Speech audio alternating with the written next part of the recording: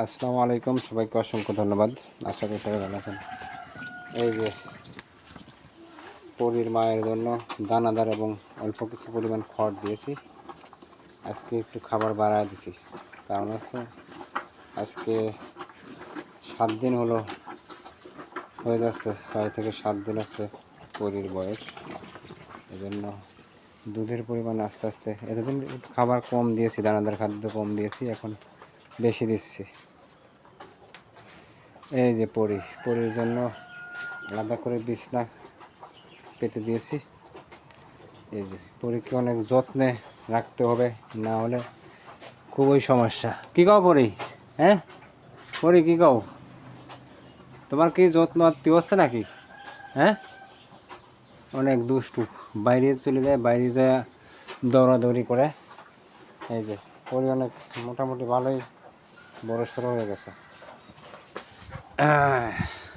কি অবস্থা পরী?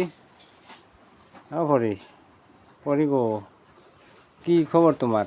হ্যাঁ, এই যে পরীর জন্য বিছনা পেতে দিয়েছি। পরী এই বিছনার উপরে সারাদিন শুয়ে থাকবে আর উঠে উঠে দুধ খাবে, ঠিক আছে? আর এটা হচ্ছে পরীর মা। দিনে 2বার দুধ দহন করি, আপাতত কম হয়, 4-5 কেজি 6 কেজি হয়। খাবার বাড়া দিলে হয়তো বেশি হবে। পরী খায় দিনে মনে হয় 3-4 কেজি খায়। ওর তো কোনো নিষেধ নেই, কারণ হচ্ছে ও যা খাইতে পারে। ও ঘন্টায় আধা ঘন্টা পর পর কেটে খায়, ঘন্টায়।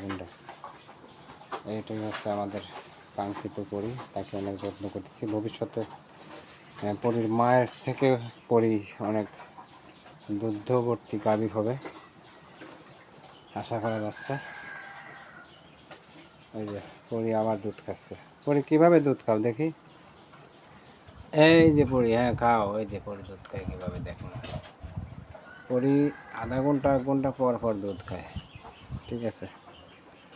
যে বাইরে যায়, যে হাঁটু সমান গোবরের ভিতরে গাড়ি গেছিলো, এই পর্যন্ত গোবরের স্তূপের উপর চলে গেছিল, ঠিক আছে? যে পরী দুধ খাচ্ছে।